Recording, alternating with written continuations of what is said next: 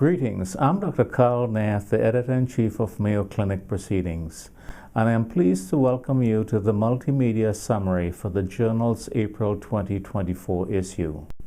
There are 3 articles that have been selected as our Editor's Choice or Highlights articles this month. Our Editor's Choice this month is an original article entitled Association of Mediterranean Lifestyle with All-Cause and Cause-Specific Mortality, a prospective study from the UK Biobank. It is authored by Mr. Javier Moroto Rodriguez from the Universidad Autónoma de Madrid in Madrid, Spain, and colleagues from other institutions in the United States, United Kingdom, and Spain. Abundant epidemiologic data attests to the health benefits of a Mediterranean diet. However, the cumulative health benefits of the more encompassing Mediterranean lifestyle go beyond those conferred by the Mediterranean diet per se. An index that reflects the Mediterranean lifestyle and is employed in epidemiologic studies is the MedLife Index. This index consists of 3 blocks. Block 1 reflects Mediterranean food consumption and consists of 12 foods.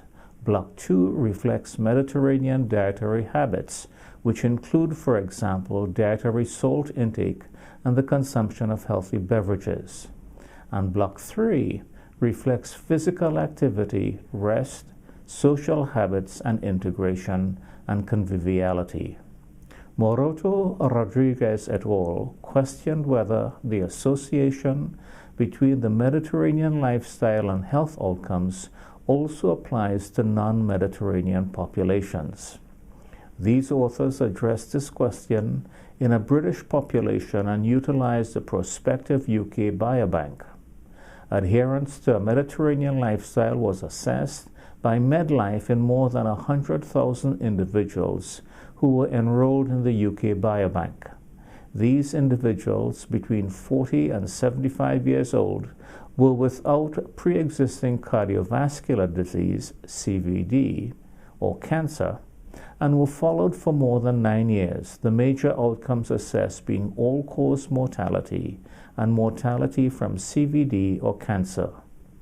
The essential findings demonstrate that in a dose-dependent manner, fidelity to a Mediterranean lifestyle was associated with lower all-cause and cancer mortality, that all 3 blocks of the MedLife Index were independently associated with a lower risk of all-cause and cancer mortality, and that Block 3 was also associated with lower CVD mortality. The implications of these findings are many.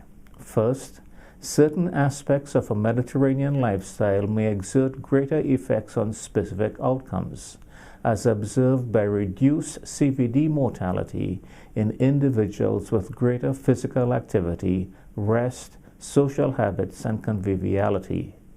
It is thus likely that the integrated effects of all components of the Mediterranean lifestyle account for its overall beneficial outcomes. Second, as pointed out by the authors, the beneficial effects of a Mediterranean lifestyle have largely been described by studies from the Mediterranean countries. As such, the present findings underscore the transferability of such benefits to non-Mediterranean populations. Additionally, for such transferability to occur, aspects of the Mediterranean lifestyle may require modification based on what is acceptable, feasible, and analogous in non-Mediterranean populations. Third, individuals may select or deselect many, if not all, components of a Mediterranean lifestyle, thereby underscoring the extent to which certain health outcomes may be influenced by individual behavior, choices, and decisions.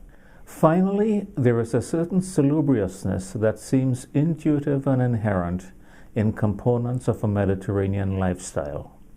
It is thus tempting to speculate that non-Mediterranean communities which adopt a Mediterranean lifestyle may have intuited this quite independently and all entirely on their own. Whatever the provenance for such a lifestyle, the timely article by Maroto Rodriguez et al. Provides additional evidence that speaks to the health benefits of such a lifestyle when adhered to by populations other than those that reside near the Great Sea. Our first highlight this month is an original article entitled Physical Activity and Cause-Specific Cardiovascular Mortality Among People with and Without Cardiovascular Disease, a cohort study of 0.6 million U.S. adults. It is authored by Dr. Veronica Cabanas Sanchez from the School of Medicine at the Universidad Autónoma de Madrid in Madrid, Spain, and colleagues from institutions in the United States, the United Kingdom, Spain, and Chile. Cardiovascular disease, CVD, in particular coronary heart disease and stroke, is a dominating cause of morbidity and mortality both nationally and globally. Such diseases tend to be recurrent, and mortality associated with such recurrence may exceed mortality associated with other diseases. In the present issue of the Proceedings, Cabanas Sanchez et al. Examined the association of physical activity with cause-specific cardiovascular mortality among people with pre-existing CVD. Their study was based on data derived from participants in the U.S. National Health Interview Survey from 1997 to 2018 and involved almost 90,000 adults with CVD and a control group consisting of more than 500,000 adults without CVD. Physical activity was self-reported and categorized as none, insufficient, that is less than 150 minutes per week, recommended, that is 150 to 300 minutes per week, and additional, that is more than 300 minutes per week. Mean follow-up was approximately 8.5 years.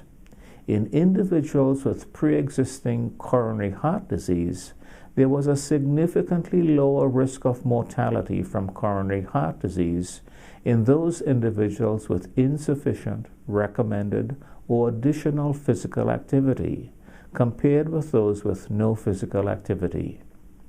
In individuals with pre-existing stroke, there was a significantly lower risk of mortality from stroke in those individuals with recommended or additional physical activity compared with those individuals with no physical activity. The association of a beneficial effect of physical activity on cause-specific CVD mortality was greater in people with pre-existing CVD than in those without pre-existing CVD. Additionally, individuals with pre-existing CVD, the inverse association between physical activity and cause-specific CVD mortality was stronger than an association of physical activity with non-specific CVD mortality.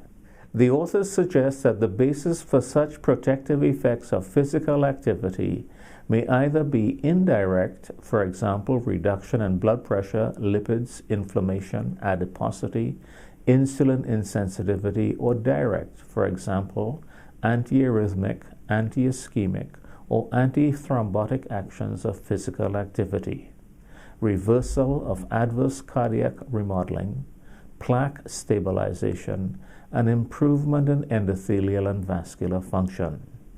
This important and timely study by Cabanas Sanchez et al. Underscores the beneficial effects of recommended levels of physical activity for secondary prevention of CVD, especially since individuals with pre-existing CVD tend to be more sedentary. Our second highlight article this month is an original article entitled Outcomes of Acute Respiratory Failure in Patients with Cancer in the United States.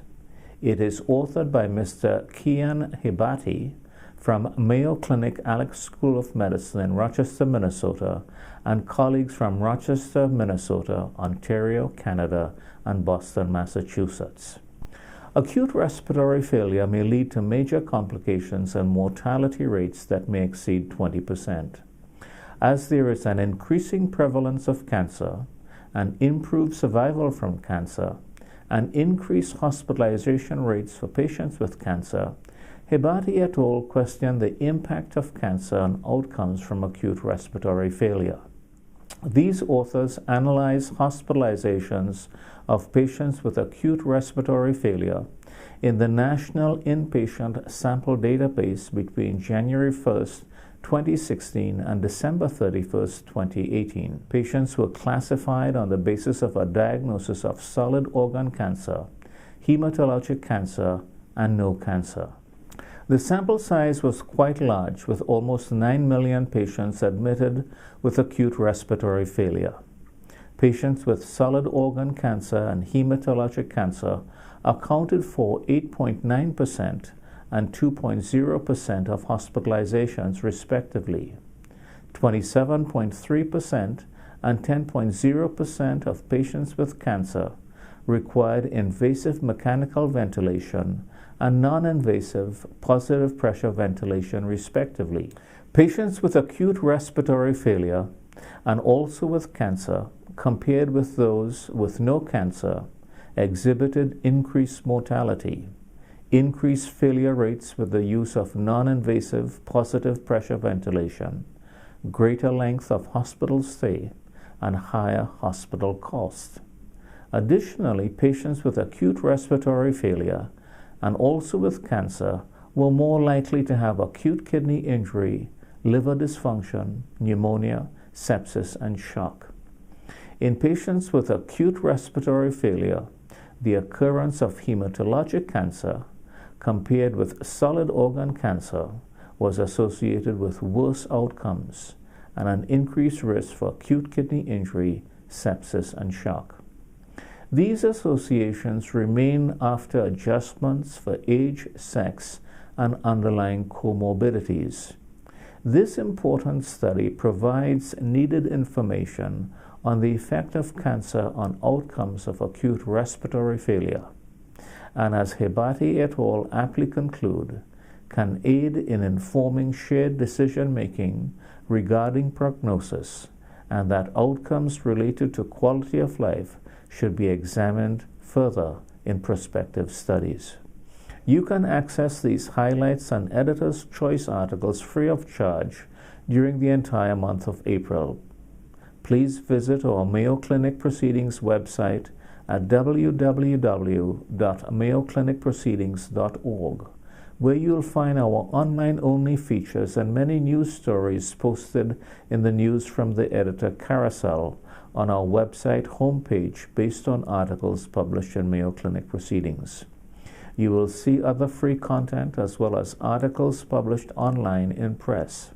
You will also find links to our social media by clicking the buttons at the bottom of the homepage to follow us on Facebook, Twitter, and YouTube. On our YouTube channel, you'll find full-length author interviews called Insights, and our MCP 60 seconds video article synopses. Our website also includes our Mayo Clinic Proceedings issue summary and Author Insight podcast recordings, which are available from our website on the home page as well as through iTunes. As always, we greatly thank you for your interest in and support of Mayo Clinic Proceedings. We hope you found this presentation from the content of our website valuable. Our journal's mission is to promote the best interests of patients by advancing the knowledge and professionalism of the physician community. If you are interested in more information about us, our homepage is www.mayoclinicproceedings.org.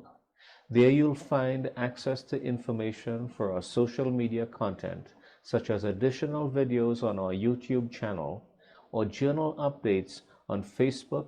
You can also follow us on Twitter. More information about healthcare at Mayo Clinic is available at www.mayoclinic.org. This video content is copyrighted by Mayo Foundation for Medical Education and Research.